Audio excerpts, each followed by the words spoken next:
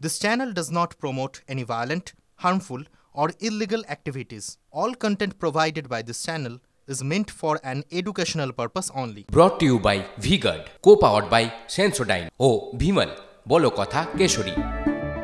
Associate sponsor Ultratech Cement।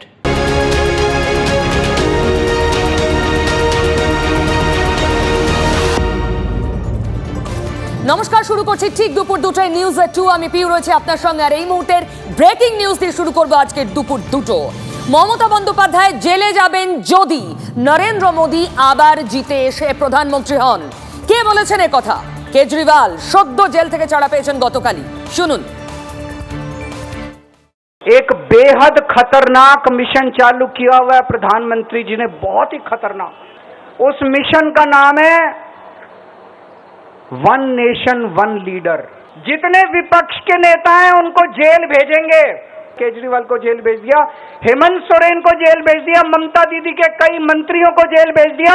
अगर ये चुनाव जीत गए, मेरे से लिखवा लो एफिडेविट के ऊपर, थोड़े दिन के बाद ममता दीदी जेल में होंगी, तेजस्वी यादव जेल में होगा, स्टालिन साहब जेल के अंदर होंगे, पिनरई विजयन जेल के अंदर होंगे, उद्धव ठाकरे जेल के अंदर होंगे, जितने विपक्ष के नेता ये सारे जेल के अंदर होंगे।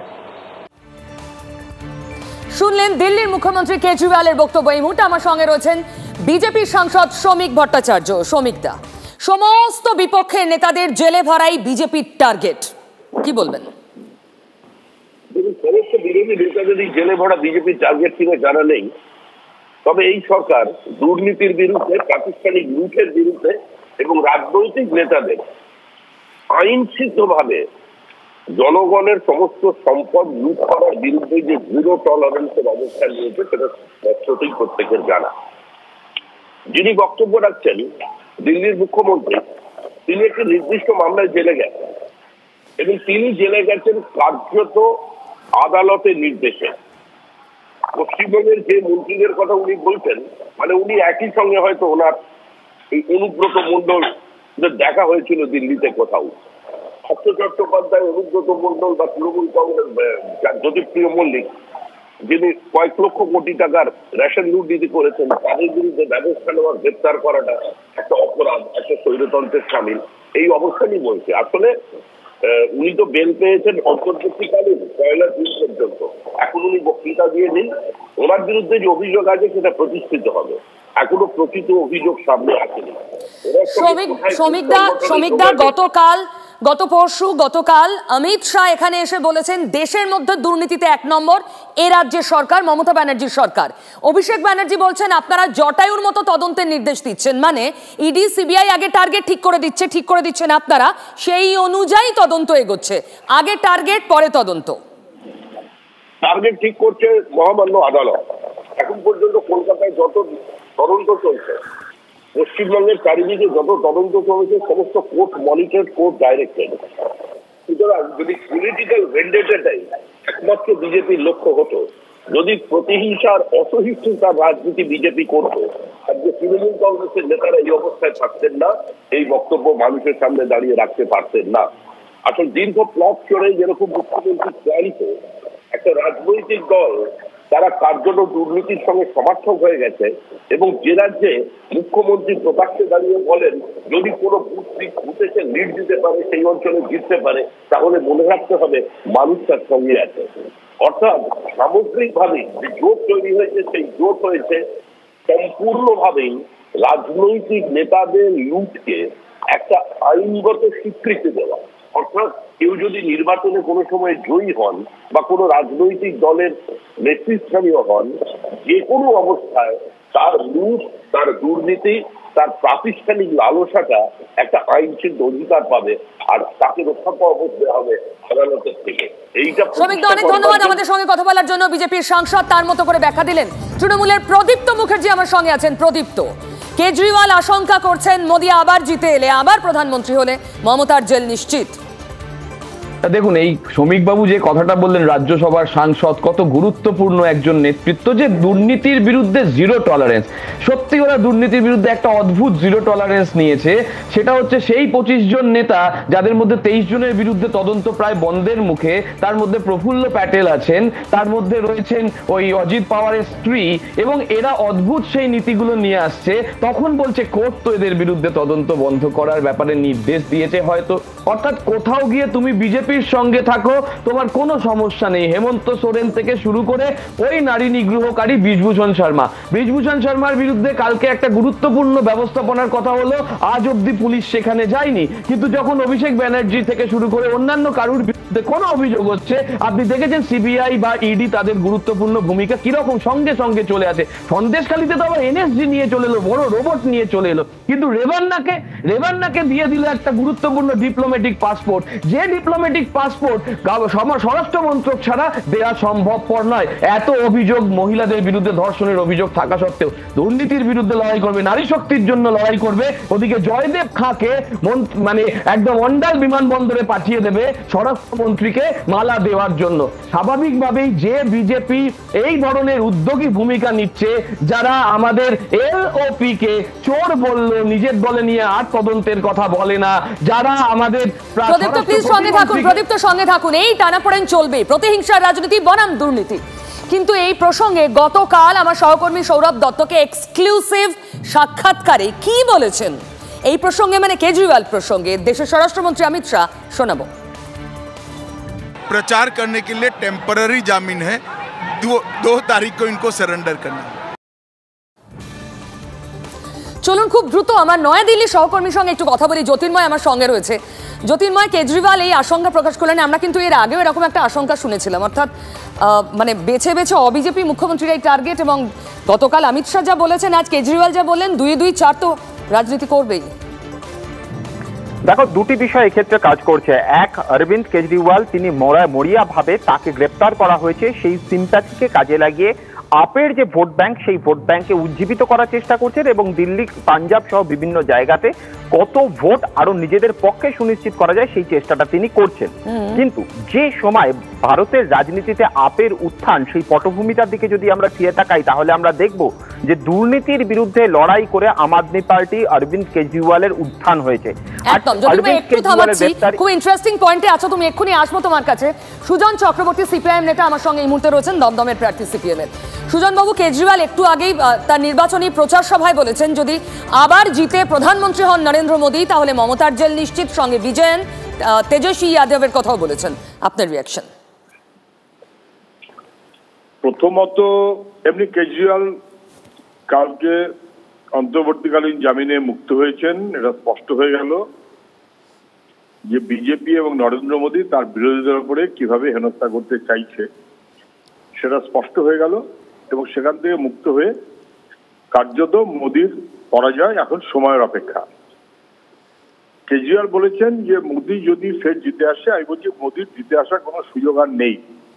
400 আসন বলেছিলেন, 300-তে নেমে গেছেন, এখন 200 আসন পাবেন কিনা সেটা পারলে খুঁজুক, মোদীজি প্রধানমন্ত্রী হবে না। দ্বিতীয়ত, বাকি বিরোধী যারা আছে, বিজেপি বিরোধী বলে যারা চিহ্নিত, তাদের নিশ্চয়ই হেনস্থা করার লক্ষ্য নিয়েই মোদীজি চলে। তবে বিজেপি বিরোধীদের মধ্যে তৃণমূল পড়ে, এটা আমরা এখনো মনে করি না। তৃণমূল বরঞ্চ প্রকারান্তরে বিজেপিকে সাহায্য করে, যখন বিপদে পড়ে তখন বিজেপির পাশে দাঁড়ায়, এবং বিজেপিও সেটা মান্যতা দিয়েছে। নারদ স্টিং অপারেশনের ভিডিও ফুটেজ প্রকাশ্যে আসার পরেও তৃণমূল নেতারা কিন্তু কেউ গ্রেপ্তার হননি, বিজেপি সেটা করেনি, অথবা চিট ফান্ড কিছু করেনি। বিজেপি চায় পশ্চিমবাংলায় তৃণমূল বহাল থাকুক, যাতে তৃণমূল ভারতবর্ষে বিজেপিকে অন্যান্য রাজ্যে বিরোধীদের ভোটে অনিষ্ট করে বিজেপিকে সাহায্য করতে পারে। কিন্তু মোদী জিতবে না, সরকার করতে পারবে না। সুজনবাবু, অনেক ধন্যবাদ। খুব টিপিক্যাল বামেদের যে স্ট্যান্ড সেটিং, কেজরিওয়াল যতই বলুন টার্গেট মমতা, শাহ এসে বলে গেছেন, কিন্তু বামেরা মনে করে সেটিং রয়েছে বিজেপি আর তৃণমূলের। চলুন আরেকবার জ্যোতির্ময়ের কাছে যাই। খুব ইন্টারেস্টিং পয়েন্টে তোমাকে থামিয়েছিলাম জ্যোতির্ময়।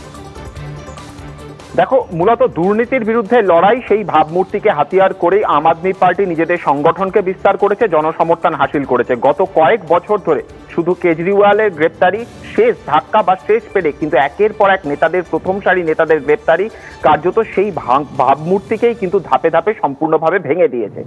কেজরিওয়ালের জামিন পাওয়া এই বিষয়টিকে হাতিয়ার করে এবং গতকাল সুপ্রিম কোর্টের যে পর্যবেক্ষণ বা শুনানি পর্বে যে পর্যবেক্ষণ, সেটাই কিন্তু প্রচারের ক্ষেত্রে মূল হাতিয়ার হয়ে দাঁড়াচ্ছে যে অরবিন্দ কেজরিওয়াল কোনো সিরিয়াল অফেন্ডার নন, তিনি কোনো ধারাবাহিক অপরাধী নন। অর্থাৎ এক্ষেত্রে তার বিরুদ্ধে ওঠা যে অভিযোগ, সেই অভিযোগের কিছু সার্কামস্টেন্স থাকতে পারে, তার কিছু পারিপার্শ্বিক পরিস্থিতি থাকতে পারে, কিন্তু সেই পর্যবেক্ষণের ভিত্তিতেই কিন্তু তিনি এই জামিনটা পেয়েছেন। এই প্রচারটাকেই তুঙ্গে নিয়ে যেতে চাইছেন অরবিন্দ কেজরিওয়াল এবং সেই কারণেই করাপশনের ইস্যুকে তিনি মূল হাতিয়ার করছেন। তিনি বলছেন যে করাপশন যাদের বিরুদ্ধে অভিযোগ উঠছে তারা সব থেকে বেশি রয়েছে বিজেপিতে এবং এই ইস্যুকেই কার্যত অজুহাত করে দেশের সব নেতাকে, অর্থাৎ মমতা বন্দ্যোপাধ্যায় থেকে শুরু করে বিজয়ন বা তেজস্বী যাদব সবাইকেই জেলে পোড়া হবে। অর্থাৎ এই ইস্যুটাকেই কিন্তু এই মুহূর্তে একদিক থেকে নিজের ভাবমূর্তি পুনরুদ্ধার, অপর দিক থেকে এই করাপশন ইস্যুকেই কিন্তু ঢাল হিসেবে বা অস্ত্র হিসেবে দুটি কাজেই কিন্তু ব্যবহার করছেন অরবিন্দ। জ্যোতির্ময়, তোমাকে অনেক ধন্যবাদ। দুর্নীতি তো দুপক্ষেরই ইস্যু। বিজেপি দুর্নীতিকে সামনে রেখে বিরোধীদের টার্গেট করছে আর বিরোধীরা এই দুর্নীতির আসলে অজুহাত, আসলে এটা প্রতিহিংসা, অবিজেপি মুখ্যমন্ত্রী এবং নেতাদের টার্গেট করা হচ্ছে বলছে। তবে এর মধ্যেই ঠিক আমাদের রাজ্যেও যে অবস্থা, সন্দেশখালী দুপক্ষের ইস্যু, দুপক্ষই টানছে একটা ইস্যু ধরে, একদম দড়ি টানাটানির মতো। সন্দেশখালীতে আজকের আপডেট কি জানেন? অস্ত্র পাওয়া গিয়েছে আবার, ছবিটা দেখাবো। সন্দেশখালীতে আবার অস্ত্র উদ্ধার আজ সকালে।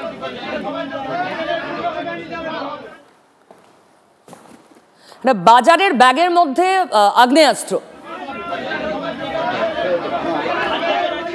সন্দেশখালীতে এর আগে অস্ত্র এবং বোমার খুঁজতে কিভাবে এনএসজির টিম, রোবট ইত্যাদি ব্যবহার এবং হাঁ করে গোটা বাংলা সেই ছবি দেখেছে। আজ এই বন্দুকটি পাওয়া গেছে একটা মাছের ব্যাগের ভিতরে, একটা বাজারের ব্যাগের ভিতরে। সেদিনও কতগুলো বোমা নিষ্ক্রিয় করতে ওই রোবট নিয়ে যাচ্ছিল, তাতে কটাক্ষ করে কুণাল ঘোষ বলেছিলেন মোরলা মাছ নিয়ে যাওয়া হচ্ছিল, আসলে কোনো বোমা পাওয়া যায়নি। আজকে আবার মাছের বাজারের ব্যাগের ভিতরে এই বন্দুকটা পাওয়া গিয়েছে। তবে সন্দেশখালীতে এই বন্দুক উদ্ধার কিন্তু মানে সন্দেশখালী যেহেতু নিঃসন্দেহে গুরুত্বপূর্ণ। এই মুহূর্তে আমার সঙ্গে সৌরভ দত্ত রয়েছে। সৌরভ, সন্দেশখালীতে বোমা উদ্ধার মানে সেটা কতগুলো, কোয়ান্টিটির থেকেও বেশি, জায়গাটা সন্দেশখালী, সেখানে একটা খুব সাধারণভাবে যত্রতত্র বোমা বা বন্দুক পড়ে থাকা সবসময় সিগনিফিকেন্ট।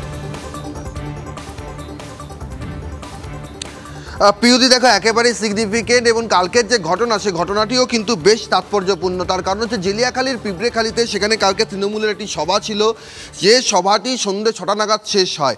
এবার ঘন্টা দুয়েক পর রাত্রি 8টার সময় যখন পিঁপড়েখালী ঘাট থেকে রামপুরের উদ্দেশ্যে যে নৌকা ওখানে চলাচল করে, যে ফেরি চলাচল করে, সেই সময় কয়েকজনের হাতে ব্যাগের থলে দেখে স্থানীয় বাসিন্দাদের সন্দেহ হয় এবং স্থানীয় বাসিন্দারা গোলাম শেখ নামে একজন ব্যক্তির কাছ থেকে এই ব্যাগটি উদ্ধার করে এবং যার ভেতর থেকে আগ্নেয়াস্ত্র উদ্ধার হয়। বিজেপির দাবি হচ্ছে যে শুধুমাত্র গোলাম শেখ নয়, সেখানে আরও অন্তত 4-5 জন ছিল যাদেরকে তারা ধরতে পারেননি, তারা পালিয়ে গিয়েছেন, কিন্তু তাদের কাছেও একই রকমভাবে অস্ত্র ছিল। সন্দেশখালী থানা ঘটনার তদন্ত শুরু করেছে, এখনো পর্যন্ত কাউকে আটক করতে পারেনি। বারবার সৌরভ, এখানে তোমাকে একটু থামাচ্ছি, তাহলে তো মোদ্দা সেই প্রশ্নটাই আসে যে তাহলে সন্দেশখালীতে যদি যত্রতত্র এরকম একটা দুটো বন্দুক, 4-5টা বোমা পাওয়া যায়, তাহলে কি সন্দেশখালীতে কোনো ভয়ের বাতাবরণ নেই? সন্দেশখালীতে কি কিচ্ছু হয়নি? তৃণমূল যে বারবার বোঝাতে চাইছে সন্দেশখালী পুরোটা সাজানো, কিচ্ছু হয়নি। আমরা আপনাদের আগে দেখিয়েছিলাম সন্দেশখালীর বিডিওকে পর্যন্ত মারধর খেতে হয়েছে, তাও শাহজাহান বাহিনীর হাতে।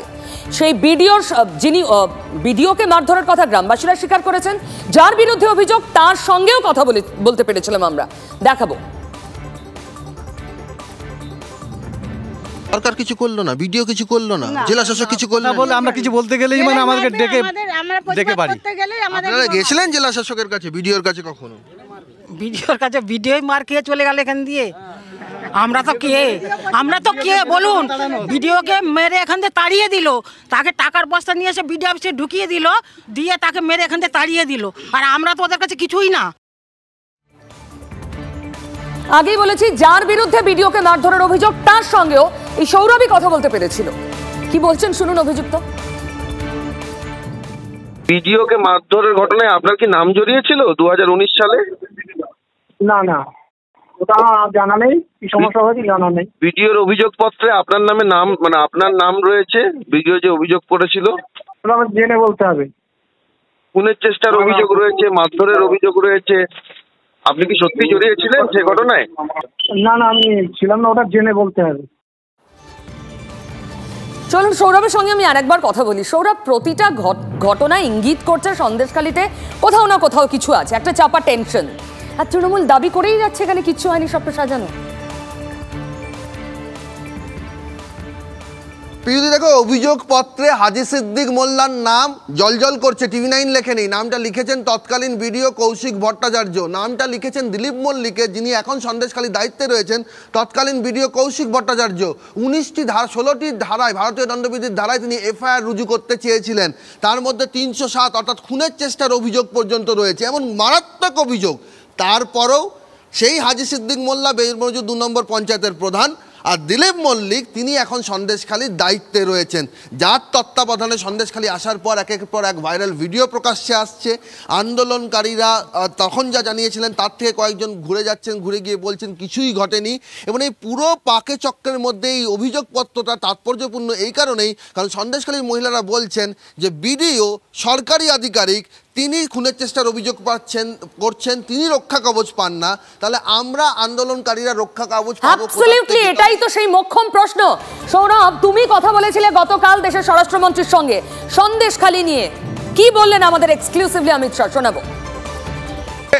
तृणमूल कांग्रेस की पैटर्न रही है, पहले जुर्म करो और बाद में जुर्म को झुठलाने के लिए जिन पर जुर्म हुआ है उस पर और जुर्म करो।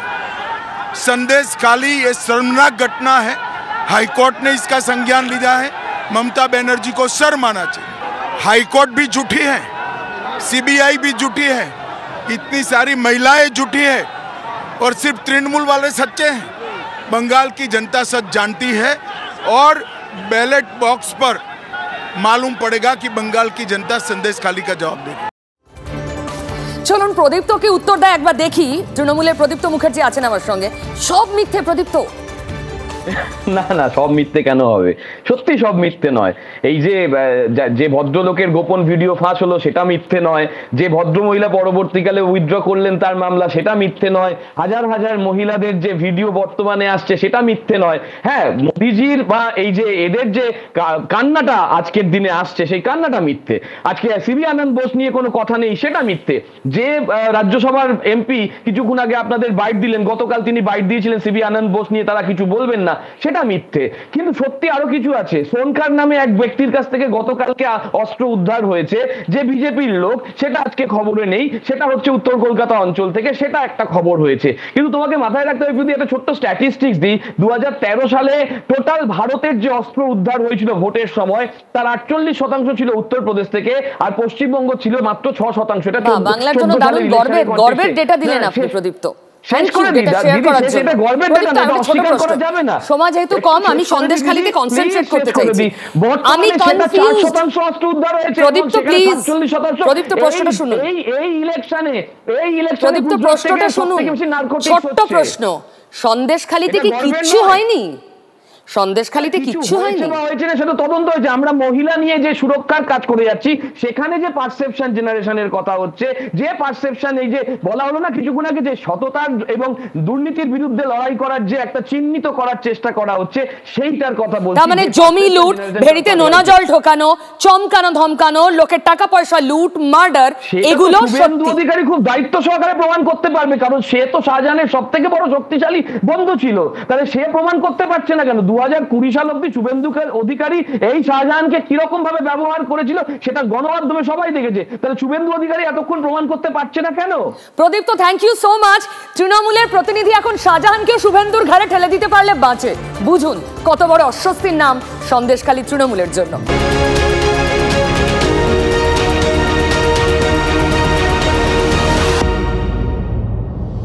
Brought to you by V-Guard, co-powered by Sensodyne O Bhimal, বলো কথা কেশরী।